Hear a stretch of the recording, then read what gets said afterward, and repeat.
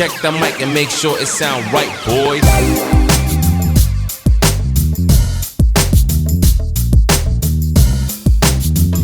So what's up mga master? Welcome back na po sa itong channel, no?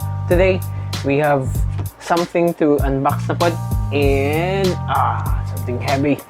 And karon, we're going to unbox another accessory na po, but this time it is for our buddy, kay Buddy Roxy nga accessory. But before that, if you are new to this channel, please like, share, and subscribe for more moto vlogging and Food Panda riding videos. And same time, no, shoutout po sa Team Giro ng Food Panda Tagum, especially kay Col Kelvin and sa iyang mga katropa Team Giro. What's up mga men? Shoutout po sa tanan members sa Dabnor M3, Colker, JR, Panabo, and lastly, shoutout sa itong mga master diha sa Davao City, ang Team Aerox, si Master Ayan o si Master Chris Prel. Now, back to our content.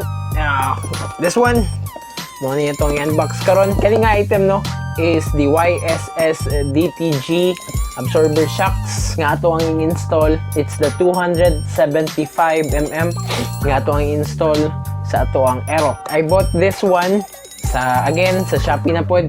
Katas na Shopee na pod ni. I paid, bought this one, ang price niya is 3,100 something plus shipping fee. So, I paid 3,400 pesos for this. So, let's go. Ang i-unbox.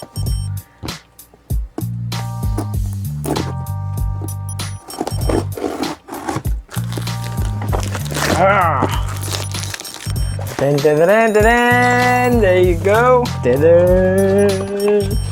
Wow. The YSS, it says here that this one is the authentic product made in Thailand. Right there. So, what's in the box nga ba? So, atang gipili, no? Nga color is color white para nasa katerno. Ito, katong spider helmet. So, there you go. Right here in the back.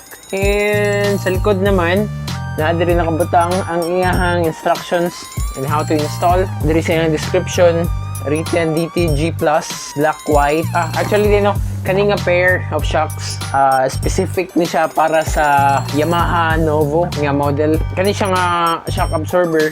Pwede na po tayo nakita nga gigamit niya sa Aerox. So, mo na itong gipili. It's because, first, it is budget friendly. Sa iyang brand na YSS, wala man siya itong baso-baso. So, mura lang siya. 3,150 lang compare sa katong mga high-end na YSS na mga model katong something na baso-baso ang tawag nila ito.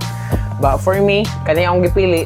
It's because sa ako ang MIUI 125 sa una, sa ako ang M3, ako ang shock absorber nga gigamit ito is ang YSS Japon. Same Japon ani, pero isa lang man to siya. Napreto na ko siya sa part zone for 1,500 and based akong experience, nag 3 years to ako ang M3 sa ako MIUI 125. So nabaligaan ako siya sa lain, pero ang absorber shock niya na YSS never gid siya nagpalya. And anyway, but I know this is my second time pud nga nagpalit og shocks kay first nagtry ko atong jug na shocks. This one, kani siya nga shocks is the lower gid kayo. So, 230mm nata to. So, nindot siya og porma kay baba ang motor. So, pogi-pogi. Pero ang isang concern nato, ang iyang play is tagtag kayo. So, sakit siya sa likod. Labi na ko na iangkas. Especially sa kuha, adlaw ko nagabiyahe. Nagamit na to sa ato ang pagbiyahe sa Food Panda ang ato ang unit. So, dili gid siya advisable. So, with this one, I believe nga nindot ang play ani kay proven and tested ni ang brand sa YSS worldwide. So, there you go. Kita na to ang box. And let's open this one up na. Let's check what's inside. So, first na to mahulbot. What is this? Wala. Karton. Second na to mahulbot. Another karton. Ayun. So, kalinga sa gamay itong hulbuto na. What's this ba? Yun. So, the first bag is the sticker. We have 2 YSS stickers.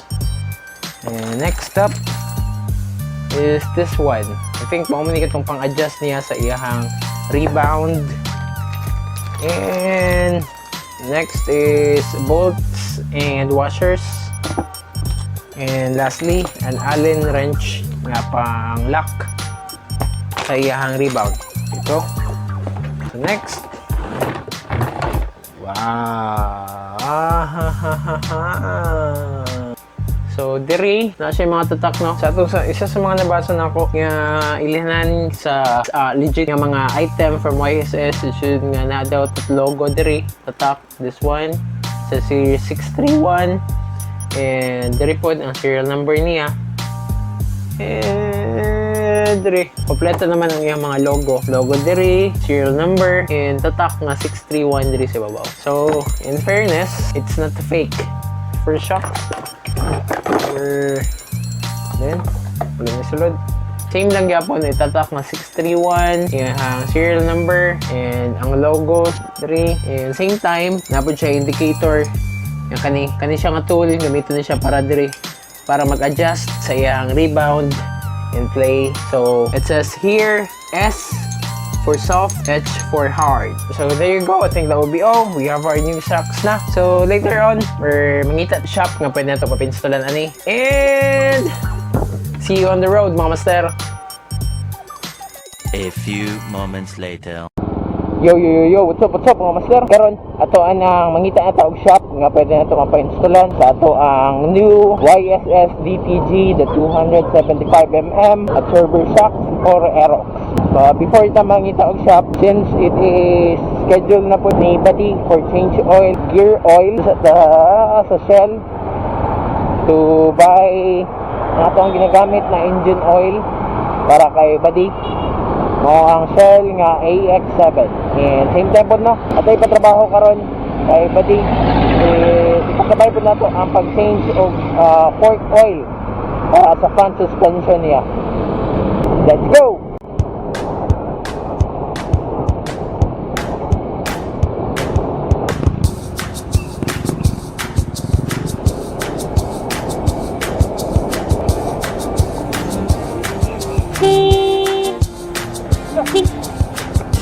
Woke up on a Saturday morning, hoping that you had called me. Realized it was the afternoon, still sleeping off the party. From the night before, summer heat got us down at the shore. I told you that you meant to me, hoping that one day I'd be your everything. Hope you agree, girl, I just wanna be your everything. Ito na gabi. Ano plastic mo? La la la la la la la oh oh oh oh. La la la la la la la oh oh oh oh. La la la la la la la oh oh oh oh. La la la la la la la oh oh oh.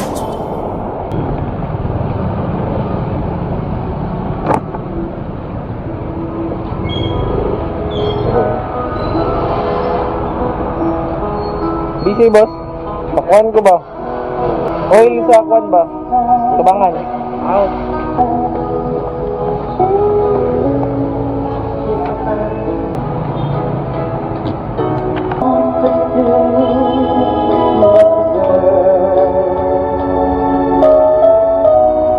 I can tell her about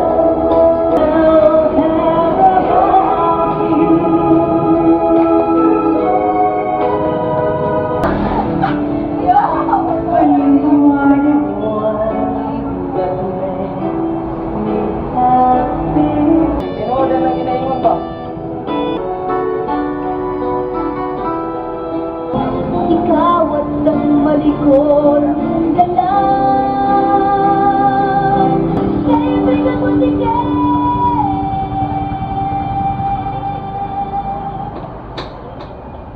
The next day.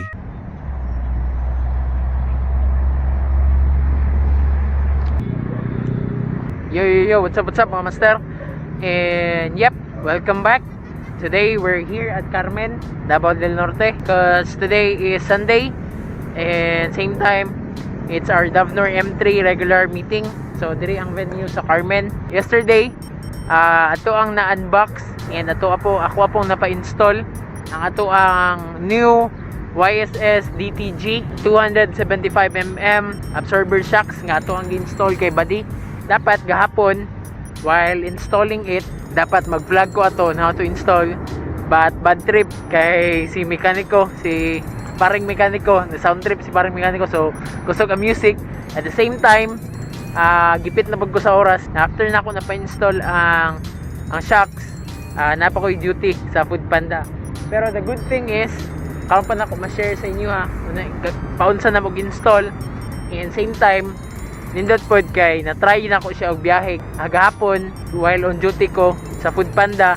And ganina, tagom to Panabo nga biyahe ang kasi misis.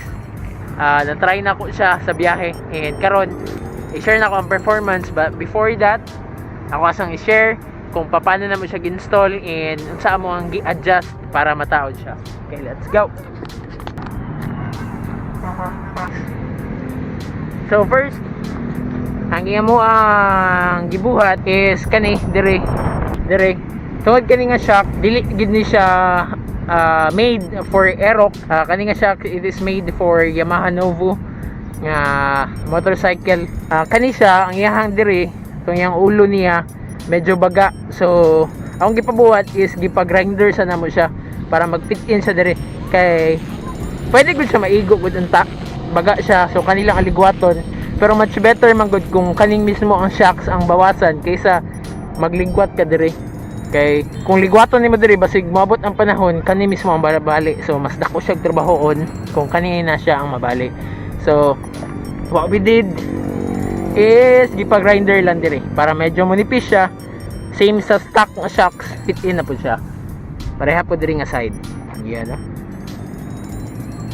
there you go. Ang gihapong kuan, adjust, pwede man ma-adjust yung preload dire po, yung soft or hard, yung bounce or yung rebound, pwede man siya ma-adjust.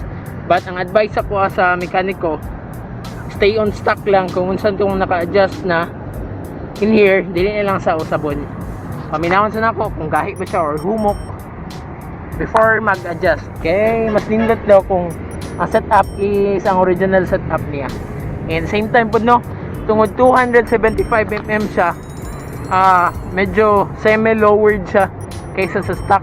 Kaya ang stock man good, ang sukod niya is 305mm. So medyo nabawas siya compare na gahapon is mga 1 inch gid siya. So dire ni kani siya dapat nando siya dire.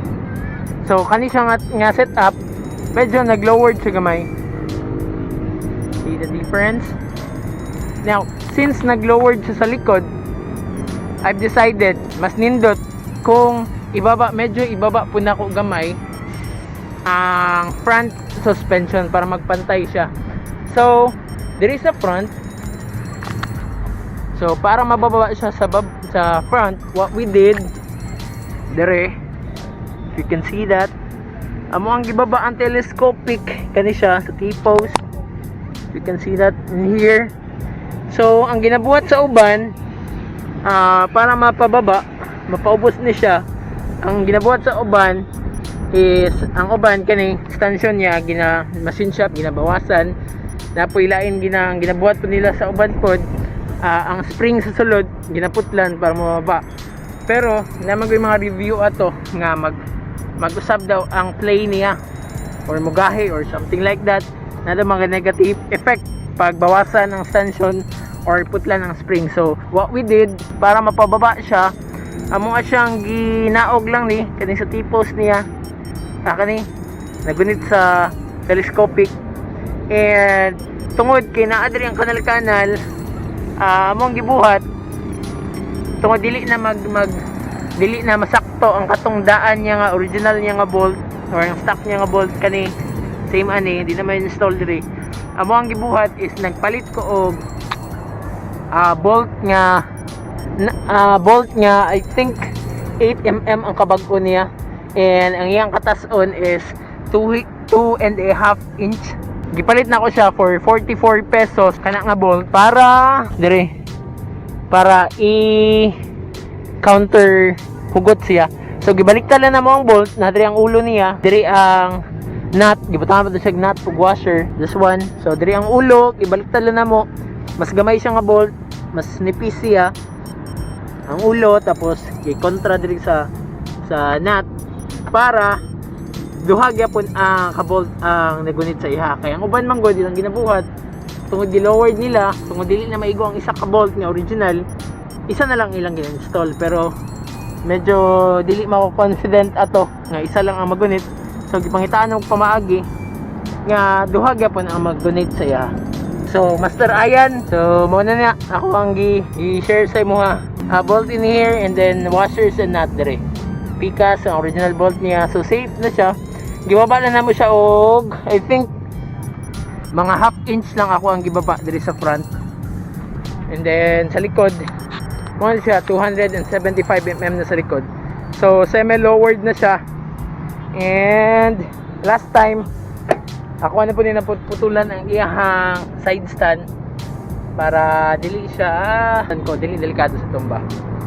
So based sa ako ang 6 hours nga experience while on duty as a food panda, ang YSS DTG 275mm na shock is okay kayo. Sulit na sulit ang iyang performance maski pa ibiyahe nimo sa food panda. And ganina earlier on our way from Tagum to Panabo, while angkas na ko si Nini, si Mrs. Duha. So katong dati, katong akong gi-install diri is katong jug nga shock, nga katong jug nga shocks nga 230mm na shock. Ang una niya nga reklamo pag sakay niya pag ato na mo sa diri sa church sa Panabo, una niya nga reklamo is tagtag daw kayo.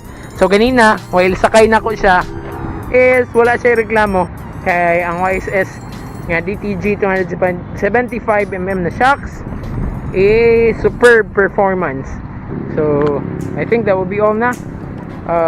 Again mga master, if you are new to this channel, please like, share and subscribe for more moto vlogging and food panda riding videos. Again, this is Master Porn saying God bless and you always ride safe. Bye bye.